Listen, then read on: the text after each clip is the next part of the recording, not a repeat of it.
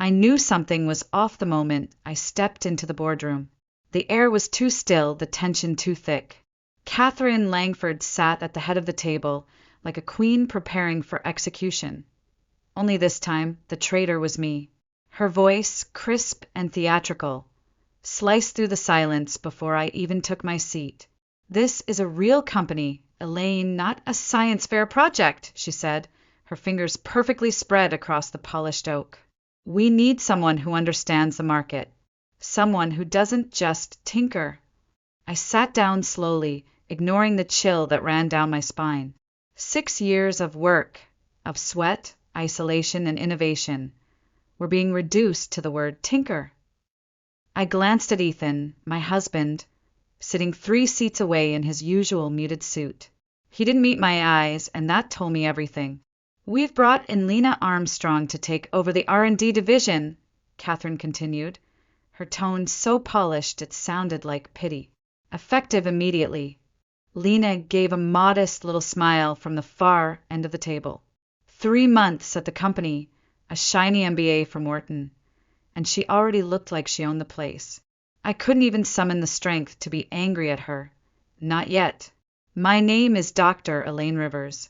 I'm 32 years old, and I helped build Langford Dynamics from a one-room lab above a coffee shop into one of the most promising biomedical startups in the Pacific Northwest." But none of that mattered now, because to Catherine Langford, I was never more than her son's inconvenient wife. She had been waiting for this moment. The IPO was 6 months away, and she wanted a corporate face the investors could fall in love with, not a woman in a lab coat with calloused hands and messy notes. "You'll find the transition agreement in front of you," she said, sliding a folder my way. "We're offering a generous severance package, of course, and HR will help with your offboarding." I didn't touch the papers. I just stared at the embossed Langford Dynamics logo on the folder, my name not even printed anywhere on it, not even in courtesy. "And if I refuse?" I asked.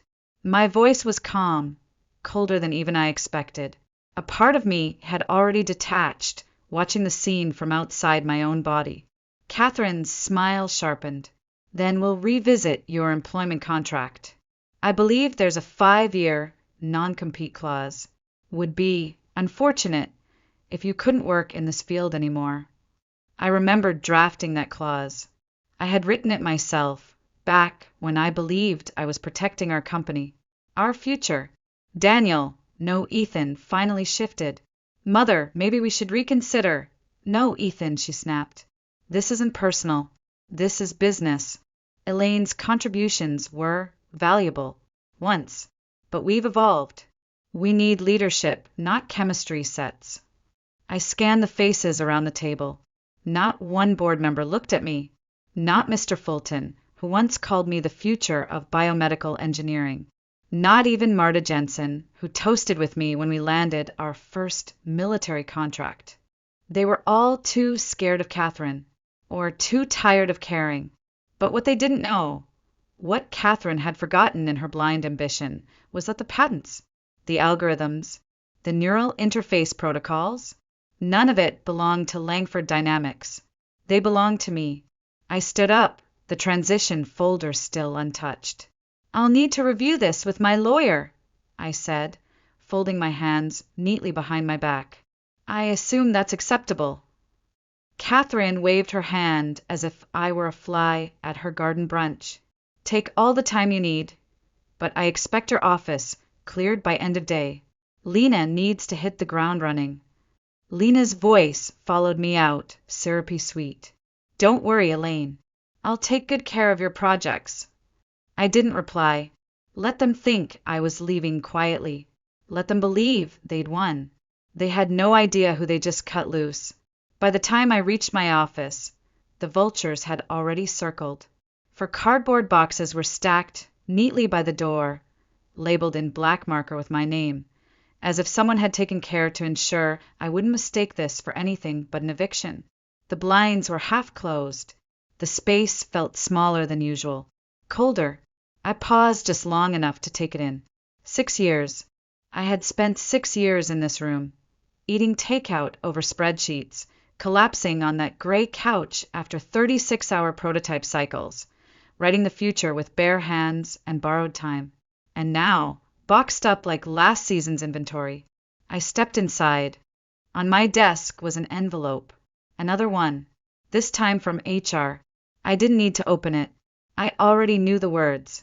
Please ensure all company materials remain on site. Personal belongings will be mailed to your forwarding address, pending clearance. The corporate way of saying, you're no longer welcome here. The door creaked behind me. It was Ethan. His tie was loose and he looked tired, like he hadn't slept, but not because of guilt, because confrontation had always drained him. Elaine, he said softly, a nickname I hadn't heard from him in months. I didn't answer. I was busy sliding my research journals into a box. My hands were steady. My chest wasn't. I tried to stop her, he said.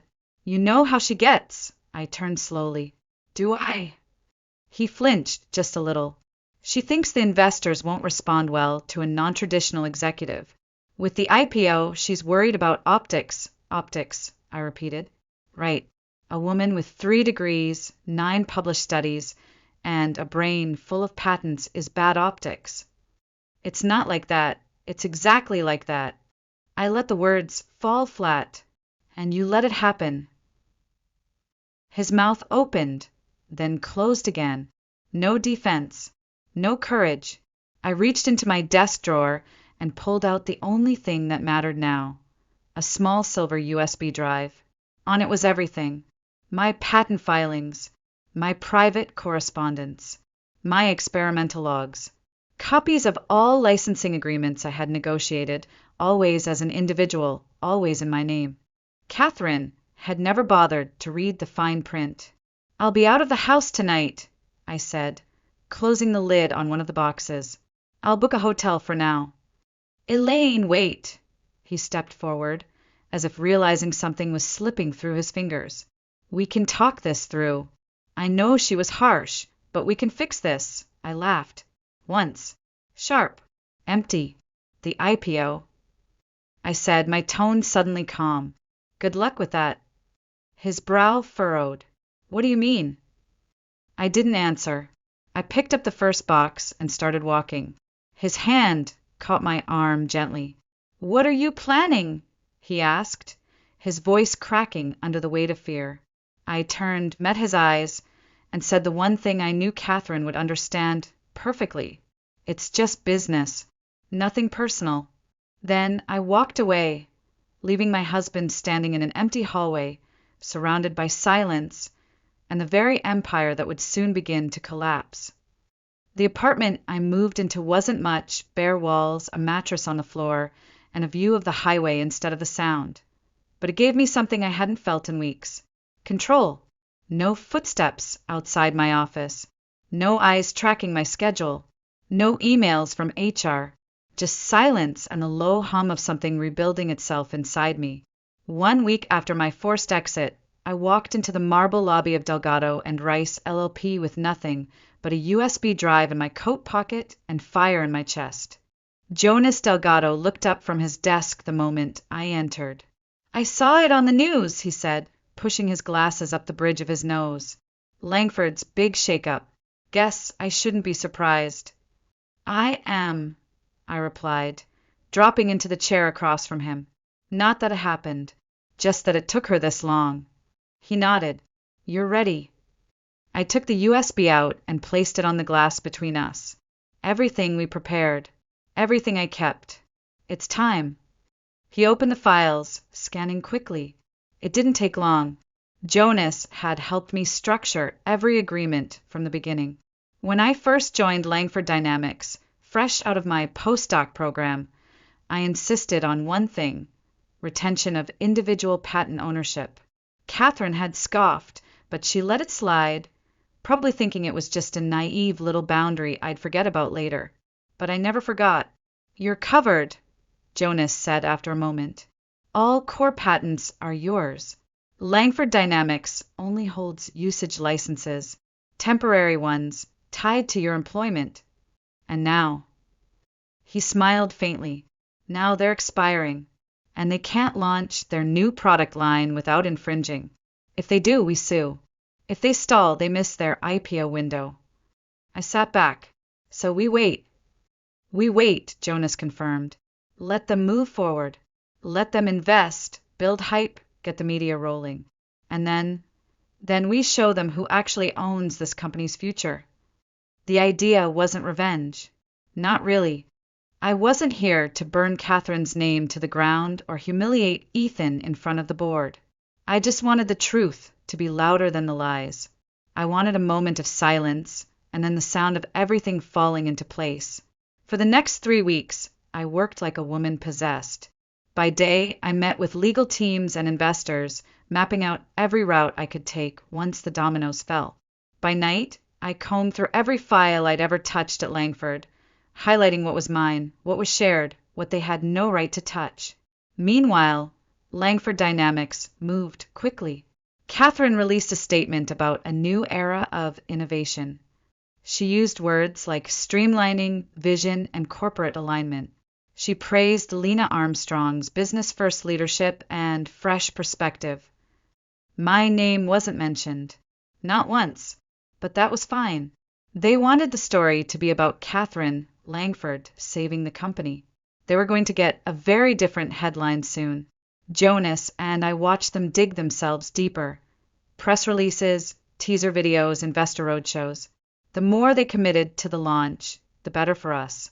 Every dollar they spent made the fall harder. Still, some nights, when I couldn't sleep, I wondered if I was being petty. If this was just a grudge in disguise. But then I'd think of Ethan's eyes that day in the hallway, how hollow they looked. And of Catherine's voice, polished and poisonous, as she smiled across that boardroom table. And I'd remember, they didn't just push me out. They tried to erase me. I wasn't going to let that happen. 3 months later, the headlines were everywhere. Langford Dynamics to announce revolutionary biomedical launch. IPO surge expected as company prepares new neural interface tech. CEO Catherine Langford to lead historic presentation in Seattle. I watched the press unfold from a leather armchair in Jonas Delgado's office. We had coffee. We had screens. We had time. Downstairs at Langford HQ, investors were gathering. Cameras were rolling. Catherine was preparing her speech, probably practicing her signature pauses, the kind that made her seem in control even when the ground was cracking under her heels. They're 10 minutes out, Jonas said, checking the live stream buffer. You ready? I nodded, reaching into my bag. The email was drafted and waiting. All I had to do was press send. The stream came alive. Catherine Langford took the stage in her deep navy power suit, a smile so practiced it barely twitched under pressure. Lena stood to her left, her posture immaculate, her smile a little too wide. On the screen behind them, my work, the very heart of it, flashed in sleek animations and bold language. Adaptive neural biolink, they called it. Years in the making. Yes, I thought my years. Catherine began her speech. Ladies and gentlemen, this moment marks the culmination of relentless innovation and visionary leadership. I didn't need to listen. I had written versions of that speech before, when we were smaller, when we were honest. But this wasn't about memories anymore. Now. Jonas asked. Wait, I said, sipping my coffee. Let her finish her big opening. A few minutes in, a reporter from the front row stood up. I recognized her immediately, Maya Trent, investigative journalist from Bloomberg Tech, the kind of woman who never asked permission and never softened question. Ms. Langford, Maya said, clearly, the technologies presented today appear nearly identical to a series of patents registered to Dr. Elaine Rivers. Can you speak to the licensing arrangements your company has in place? Catherine's eyes flickered, just for a second. Then the media training kicked in. All intellectual property presented today is legally licensed and documented, she said smoothly. Langford Dynamics holds full rights to our entire product portfolio. I met Jonas's eyes. Now, I said. He turned his laptop toward me. I pressed send. The email went out instantly to every major tech outlet, every investor on Langford's IPO list, and every legal contact Jonas and I had prepared. Subject: Patent Use Suspension Notice, Dr. Elaine Rivers' Body. As of today, I am revoking Langford Dynamics license to use my patented neural interface technology. Any continued use constitutes infringement and will be pursued legally. Phones began buzzing in the press room. Catherine kept talking, unaware at first. But then the murmurs grew louder. Eyes dropped to screens. A few investors began whispering, then standing up. Maya Trent raised her hand again. Ms. Langford, we've just received a statement from Dr. Rivers. It says your rights to use her patents have expired. Can you confirm or deny this? For the first time in years, Catherine Langford went speechless. Lena's face paled. The live feed stuttered for a moment as camera operators zoomed in on the confusion unraveling on stage. Catherine fumbled through her cue cards. This is a miscommunication. We'll be reviewing the legal claims internally. But it was too late.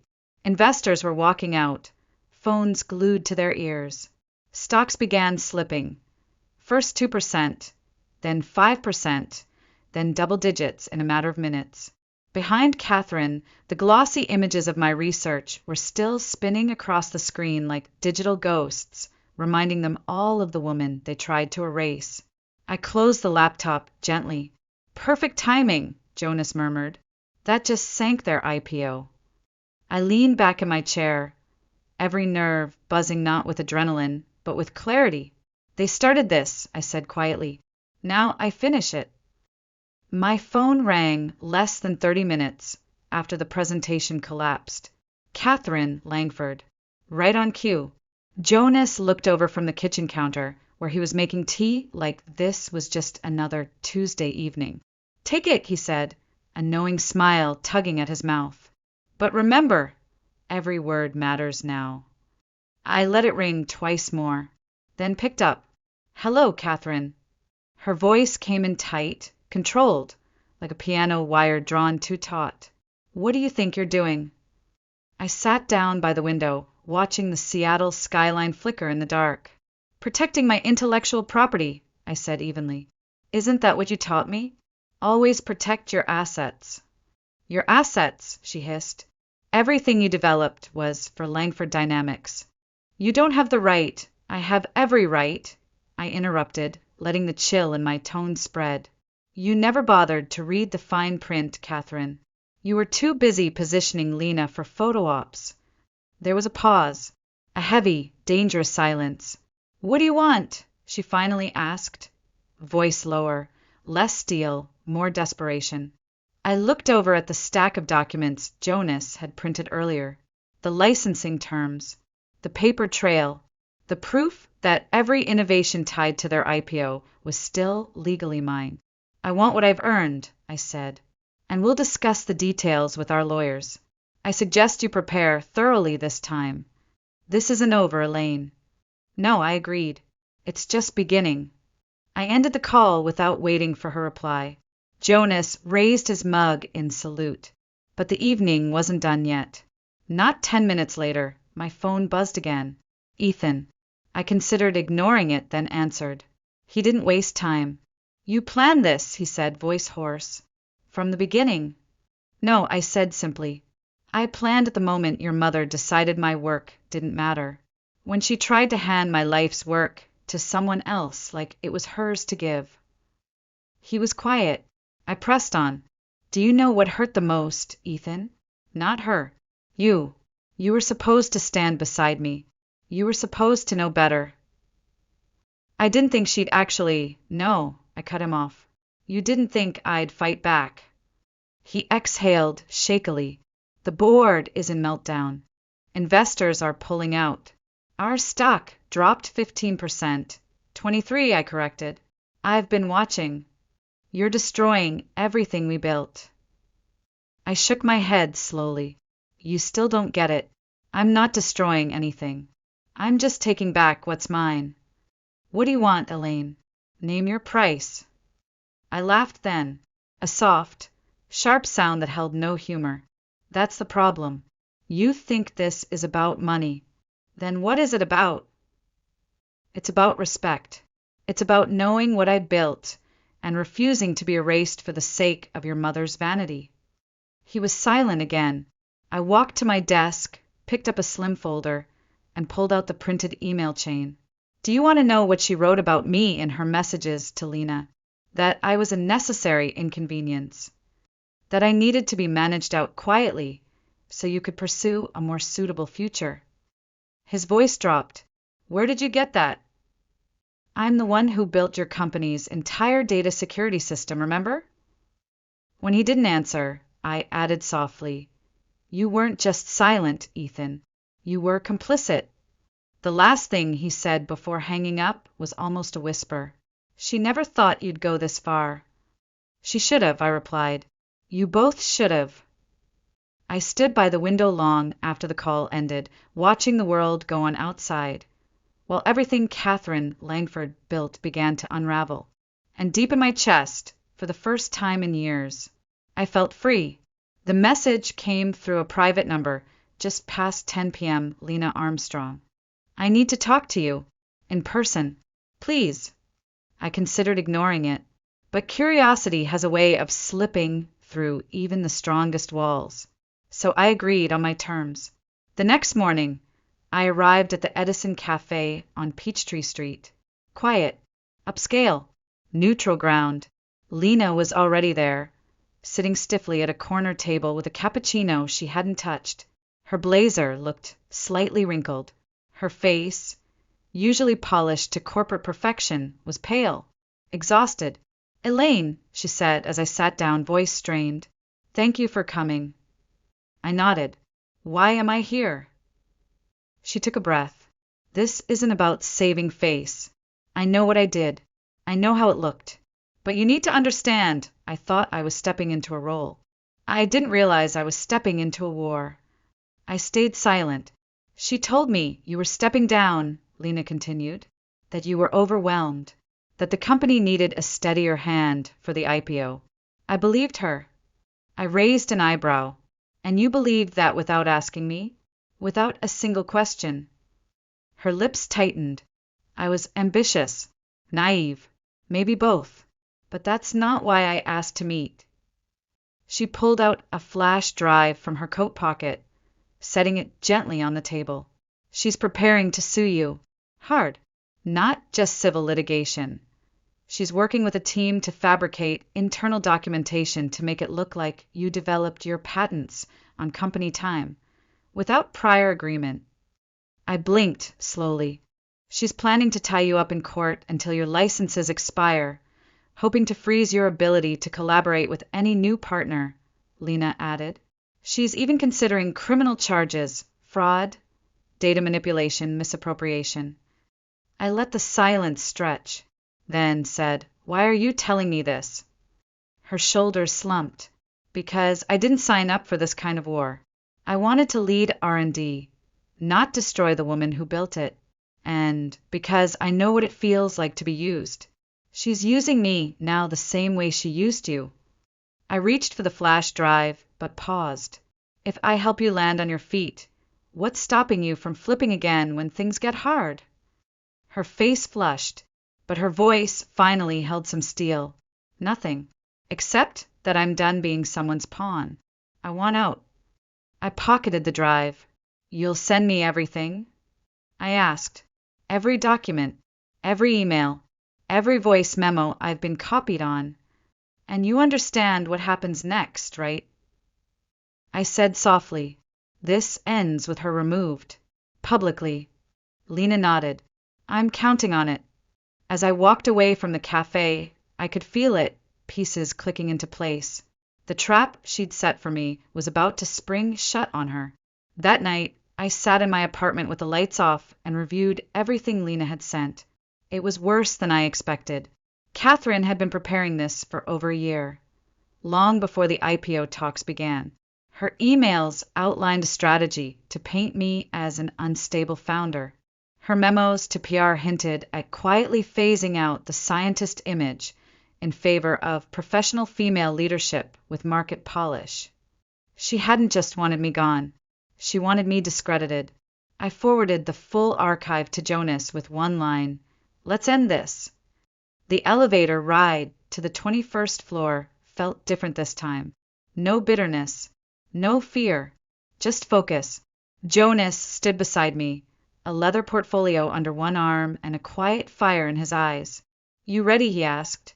"Let's finish it," I replied. The boardroom was already full when we stepped in, just like the day I was ousted. Same table, same polished wood, same silence. Catherine Langford stood at the head of the room, mid-sentence, gesturing toward a projection of financial projections. Ethan sat beside her, shoulders tight, eyes flickering toward the door when he saw me. Lena was there too, pale, but still. The moment Catherine noticed us, her voice froze. "What is the meaning of this?" she snapped. "This is a private meeting." "Actually," I said, placing the folder on the table, "this is exactly where we need to be." I looked at the chairman, an older man named Bruce Taylor, who had served on this board longer than anyone. "We have evidence of attempted fraud, patent theft, and internal manipulation that concerns every shareholder in this room." "Let her speak," Bruce said firmly. "Given the company's current crisis, I think we all deserve transparency." Catherine's jaw clenched. I opened the folder. For the next hour, I presented everything. The patents filed in my name, the licensing agreements, the termination triggers, the internal emails, doctored, forwarded, and deleted, Lena's sworn testimony, audio clips, memos, every single thread Catherine had pulled to quietly erase me, now strung together in public view. Her face changed color 3 times, but she never interrupted. Not once. When I finished, the room was quiet, the kind of quiet that carries consequences. Catherine stood. "This is ridiculous," she said, voice trembling. "She's trying to destroy everything we've built." A pause.